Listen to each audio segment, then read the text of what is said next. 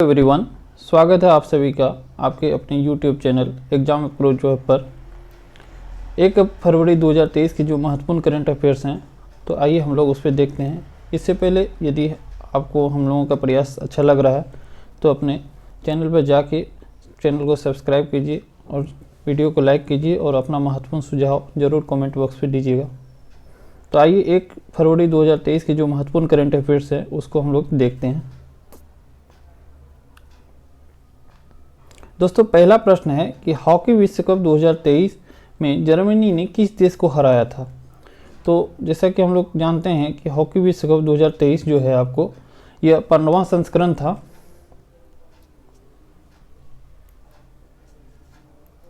Hockey विश्व cup 2023 जो है ये आपको 15वां संस्करण था और ये भारत में जो है आपको कलिंगा स्टेडियम जो है उड़ीसा में खेला गया था और इसमें जो है जर्मनी ने बेल्जियम को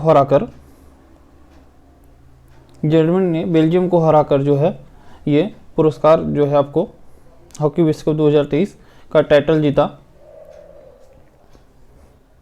दोस्तों, जो आगामी जो खेल होगी उसमें जो है हॉकी का 15वां जो महिला हॉकी विश्व कप 2022 ये आपको स्पेन व नीदरलैंड में हो चुका है।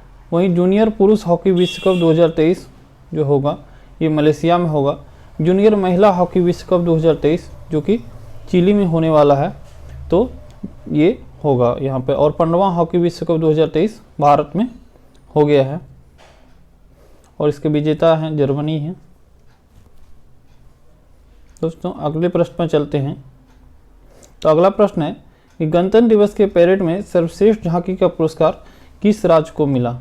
तो गणतंत्र दिवस का जो हाल ही में 26 जनवरी को जो मनाया गया, तो इसमें जो आपको पुरस्कार दिया गया था वो है आपको उत्तराखंड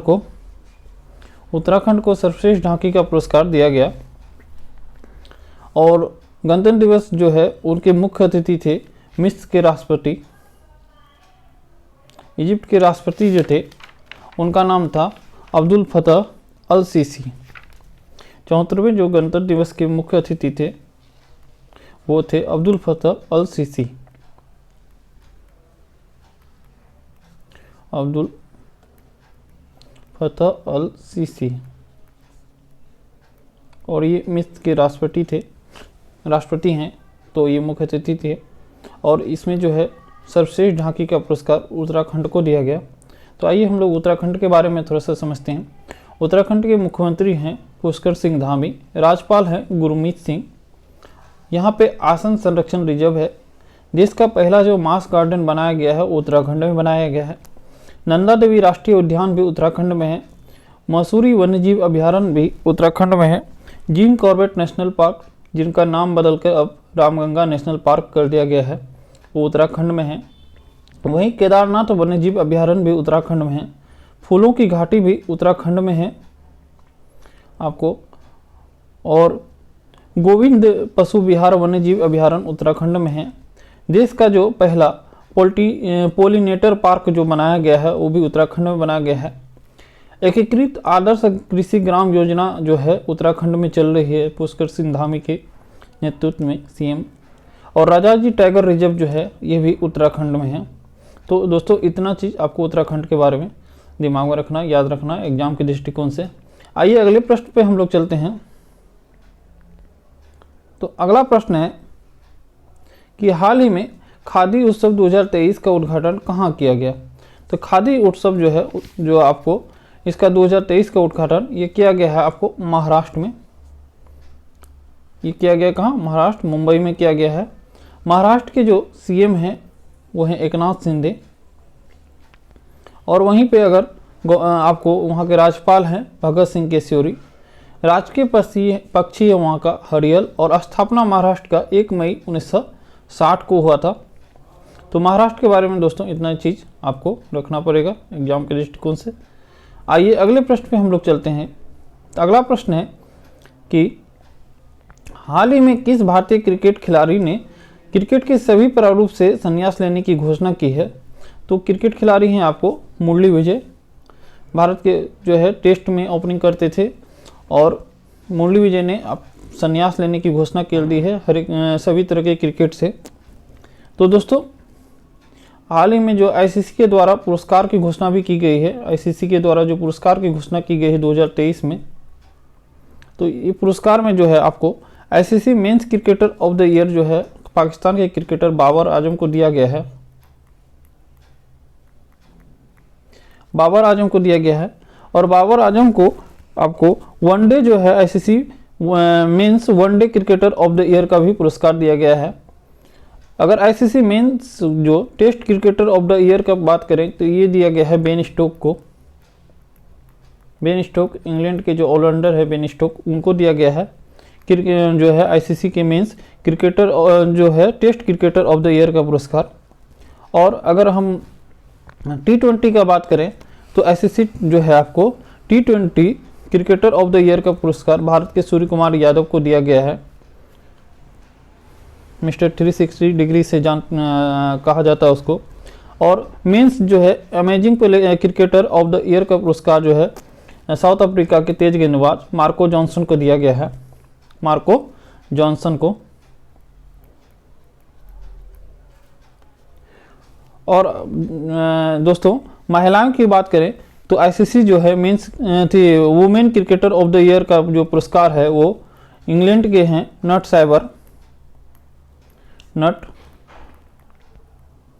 नट साइबर इंग्लैंड की, उनको दिया गया है। वही आईसीसी के जो है women's one day cricketer of the year वो भी नट साइबर को ही दिया गया है वुमेन्स का। और आपको आईसीसी के जो है T20 जो है वुमेन्स क्रिकेटर वो है तहलिया मैग्रा, ऑस्ट्रेलिया के तहलिया मैग्रा। और amazing cricketer of the year महिला में रेणुका सिंह, भारत की तेज गेंदबाज महिला तेज गेंदबाज रेणुका सिंह को दिया गया है। तो ये जो है हाल ही में आईसीसी के द्वारा दिया गया पुरस्कार। और दोस्तों भारत की जो है अंडर 90 जो है महिला T20 जो है, और ये पहले बार आयोजन किया गया था साउथ अफ्रीका में, और ये भारतीय टीम ने जीत लिया इंग्लैंड को हराकर। तो साउथ अफ्रीका में T20 वर्ल्ड कप का भी आयोजन किया गया था 2007 में, जिसमें भारत का विजय हुआ। और आईसीसी अंडर 90 जो है महिलाओं का जो है T20, इसका भी आयोजन साउथ अफ्रीका में किया गया, जिसमें भारत ने विजय प्राप्त की इंग्लैंड को हराकर। और इस टीम के जो कप्तान थे शेफाली वर्मा थे। तो आइए अगले प्रश्न में दोस्तों चलते हैं हम लोग।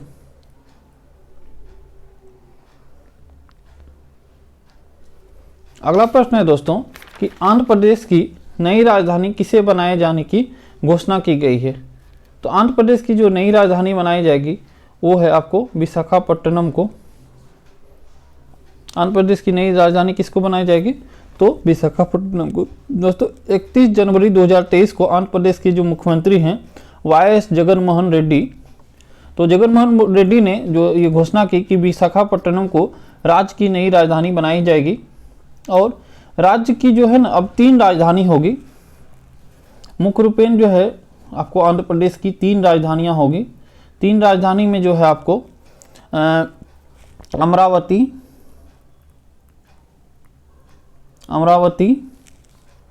विशाखापट्टनम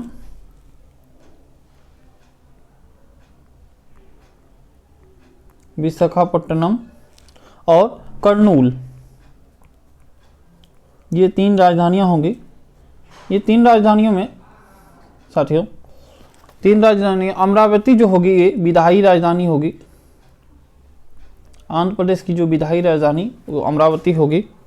वही विशाखापट्टनम जो होगी ये कार्यकारी राजधानी होगी।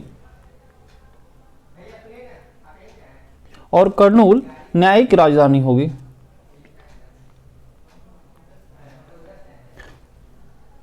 तो YS जगनमोहन रेड्डी जो कि आंध्र प्रदेश के जो है मुख्यमंत्री हैं, उनके द्वारा घोषणा की गई कि अब जो है आंध्र प्रदेश की 3 राजधानी होगी, अमरावती, विशाखापट्टनम और कर्नूल। अमरावती जो है विधायी राजधानी, विशाखापट्टनम कार्यकारी और कर्नूल जो है न्यायिक राजधानी होगी।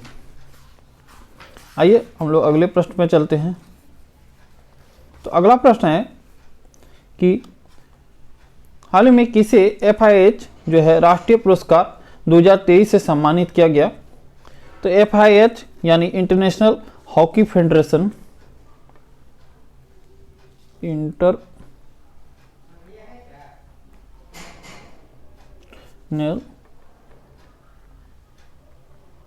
हॉकी फेडरेशन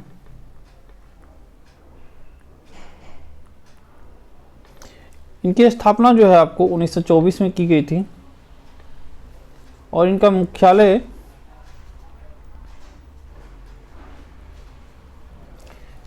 जो है FIH का मुख्यालय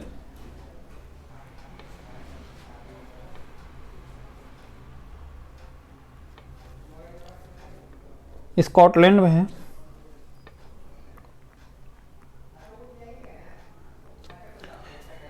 FIH के मुख्यालय जो है स्कॉटलैंड में, इसकी स्थापना 1924 में किया गया था और इनके जो अध्यक्ष हैं वर्तमान में नरेंद्र बात्रा की जगह, भारतीय जो नरेंद्र बात्रा थे उनके जगह पे जो है पाकिस्तानी जो है तैयब इकराम को बनाया गया है। तैयब इकराम पाकिस्तानी हैं जो है आपको इंटरनेशनल हॉकी फेडरेशन के अध्यक्ष हैं। वहीं अगर बात करें तो हॉकी इंडिया के अध्यक्ष हैं दिलीप टर्की, भारत के पूर्व जो है खिलाड़ी दिलीप टर्की, इसको हॉकी इंडिया के नए अध्यक्ष हैं दिलीप टर्की। वहीं बात करें तो माधव हारा को 32वां जो है आपको बिहारी पुरस्कार दिया गया है, 32वां बिहारी पुरस्कार।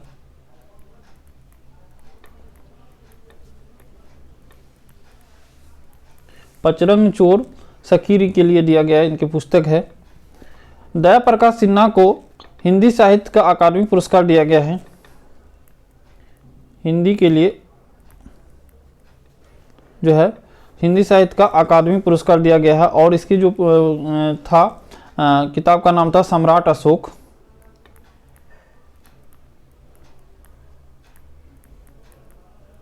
सम्राट अशोक था। रामदरत मिश्र को जो है सरस्वती सम्मान दिया गया है।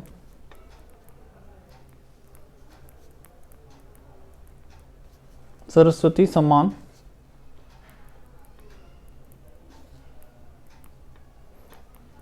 और वीके पंडियन को FIH पुरस्कार 2023 से सम्मानित किया गया। तो इस प्रश्न का आंसर होगा वीके पंडियन। दोस्तों अगले प्रश्न में चलते हैं हम लोग।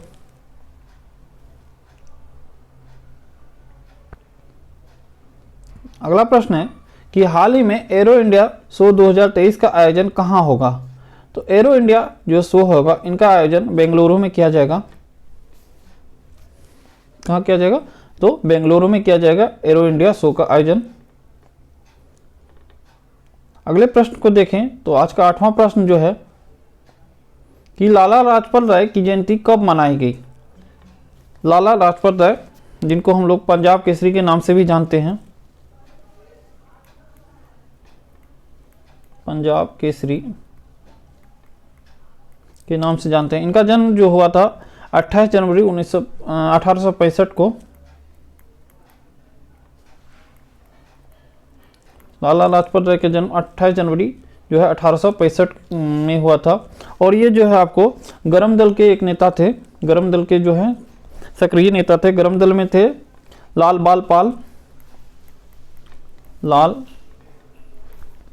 बाल और पाल।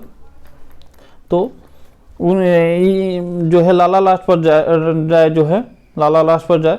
वहीं बाल की बात करें तो हम लोग बाल गंगाधर तिलक थे, तिलक जी। और पाल की बात करें तो बिपिन चंद्र पाल। तो ये तीनों जो थे ये गरम दल के नेता थे, लाल बाल पाल।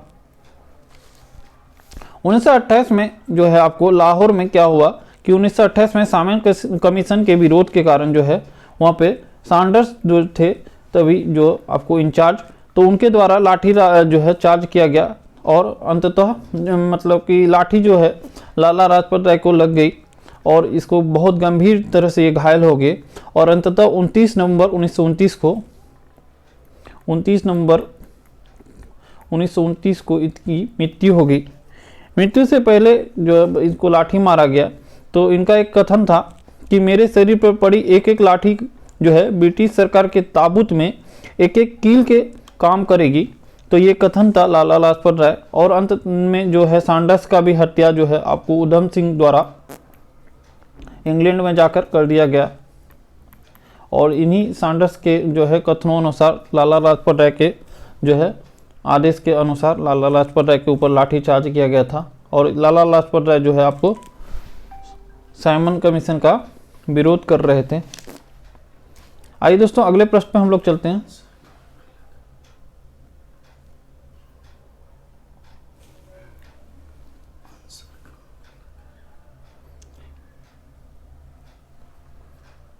इनका आंसर जो है 28 जनवरी है।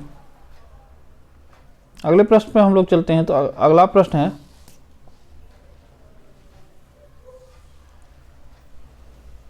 कि हाल ही में संयुक्त राष्ट्र ने 2023 के लिए भारत की आर्थिक विकास दर कितने प्रतिशत रहने का अनुमान लगाया है। तो आर्थिक विकास दर जो है भारत का वो होगा आपको 5.8%।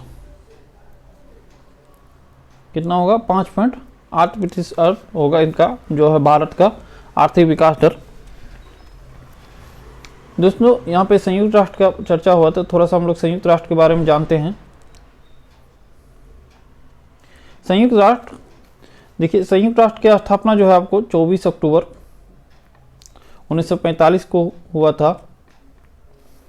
जो है मतलब द्वितीय विश्व युद्ध के कारण जो है पूरे विश्व में जो है अशांति फैली हुई थी, वहाँ उसकी शांति हेतु जो है 24 अक्टूबर 1945 को विश्व के बड़े बड़े नेताओं द्वारा जो है ये मतलब कि संस्थान की स्थापना किया गया। और इसमें जो है वर्तमान में 193 सदस्य हैं। दक्षिण सूडान जो है इसका लास्ट सदस्य है। इसके 6 अंग हुए जो है आपको संयुक्त राष्ट्र के 6 अंग हैं। 6 अंग में एक है महासभा है, दूसरा सुरक्षा परिषद है, तीसरा जो है आर्थिक एवं सामाजिक परिषद है, चौथा जो है न्यास परिषद है, पांचवा आपको अंतर्राष्ट्रीय न्यायालय जो कि द हेग जो है वहाँ पे स्थित है नीदरलैंड में, और छठा जो है इसका सचिवालय है। तो इसके जो 6 जो है अंग हैं, 6 अंगों में जो महत्वपूर्ण 2 अंग हैं तो वो है आपको महासभा और सुरक्षा परिषद। महासभा जो है आपको, महासभा में जो है अभी वर्तमान में जो है ये जो इसके वर्तमान अध्यक्ष जो है महासभा के 77वें अध्यक्ष ये है आपको सिसावा कोरोसी, हंगरी के हैं सिसावा कोरोसी।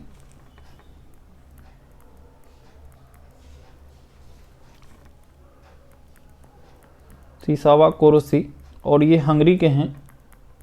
इससे पहले जो थे मालदीव के विदेश मंत्री थे अब्दुल्ला हामिद, तो उनकी जगह पे अब सिसावा कोरोसी जो हैं जो कि हंगरी के हैं। और ये सिसावा कोरोसी अभी भारतीय जो है भारत की यात्रा पे भी हैं। वहीं बात करें अगर हम सुरक्षा परिषद की, तो सुरक्षा परिषद में जो है 15 सदस्यों का होता है। ये सुरक्षा परिषद में 15 सदस्य होते हैं, जिसमें जो है आपको 5 अस्थायी सदस्य, 5 अस्थायी देश होते हैं इसमें, और 10 जो है आपको अस्थायी देश। 5 जो अस्थायी देश होते हैं उनमें जो है आपको अभी वर्तमान में अस्थायी में है, एक है अमेरिका USA, अमेरिका। दूसरा अगर हम बात करें तो रसिया, चाइना, UK और फ्रांस। ये जो है 5 अस्थायी सदस्य है आपको सुरक्षा परिषद का, और 10 अस्थायी परिषद जो है सदस्य। भारत जो है अभी तक सुरक्षा परिषद में 8 बार अस्थायी सदस्य रह चुका है। 8 बार भारत जो है अस्थायी सदस्य रह चुका है। सुरक्षा परिषद का जो वर्तमान अध्यक्ष है वो है एंटोनियो गुटेरस, जो कि कहाँ के हैं? पुर्तगाल के हैं एंटोनियो गुटेरस। दोस्तों अगले प्रश्न पे हम लोग चलते हैं। तो अगला प्रश्न है और आज का अंतिम प्रश्न कि हाल ही में सिंधु जल संधि में संशोधन के लिए भारत ने किस देश को नोटिस जारी किया है। तो भारत ने जो नोटिस जारी किया है वो है आपको पाकिस्तान। किनको नोटिस जारी किया है? पाकिस्तान को। देखिए दोस्तों सिंधु जल समझौता जो हुआ था ये आपको हुआ था, सिंधु जल समझौता जो हुआ था ये हुआ था आपको 1960 में हुआ था। 1960 में भारत के जो है वर्तमान तभी के जो वर्तमान जो है प्रधानमंत्री जवाहरलाल नेहरू और पाकिस्तान के जो तभी के वर्तमान जो है आपको राष्ट्रपति अयूब खान के साथ हुआ था। अयूब खान, सिंधु जल समझौता, इन दोनों के बीच जो है सिंधु जल समझौता हुआ था। और इसमें जो समझौता के तहत जो था कि भारत जो है आपको रावी, ब्यास और सतलज, रावी, ब्यास और सतलज, इस 6 नदी में से ये 3 नदी का जो पानी का 80% जो है आपको भारत यूज करेगा, रावी, ब्यास और सतलज का, और 20% पाकिस्तान। और वहीं अगर हम बात करें सिंधु, चिनाब और झेलम की, सिंधु, चिनाब और झेलम, सिंधु, चिनाब, झेलम में से और इनके पानी का 80% पाकिस्तान यूज करेंगे और 20% भारत। समझौते के तहत ये था, परंतु बीच में जो है युद्ध के कारण 1965, 61 और 99 में युद्ध के कारण इन समझौतों में कई बार दरार भी आई। और अभी फिर जो है आपको भारत ने नोटिस जारी करके पाकिस्तान को चेताया है कि अगर आप जो है अपनी तरफ से आतंकवाद के जो गतिरोध है उनको बंद नहीं कीजिएगा तो इस पानी जो भारत की ओर से जो जा रही है, क्योंकि सारा नदी तो भारत से होकर ही गुजरती, तो भारत उस पर रोक लगा सकता है। तो पाकिस्तान के लिए एक परेशानी का बात है। दोस्तों, जो सिंधु नदी का जो है उद्गम स्थल है, तो सिंधु नदी का जो उद्गम स्थल है ये तिब्बत में है, आपको मानसरोवर झील के पास। वहीं अगर हम सतलज नदी का बात करें तो सतलज नदी जो है आपको ये आपको सिपकला दर्रा होके भारत में आती है, और इसका जो उद्गम स्थल है आपको राकसताल झील है, जो कि मानसरोवर झील के पास ही है राकसताल झील। तो लगभग सिंधु और जो है सतलज नदी के आसपास ही जो है उद्गम स्थल है। तो दोस्तों, ये था आज का वीडियो। हमारा प्रयास कैसा लगा कमेंट बॉक्स में ज़रूर बताइएगा। धन्यवाद।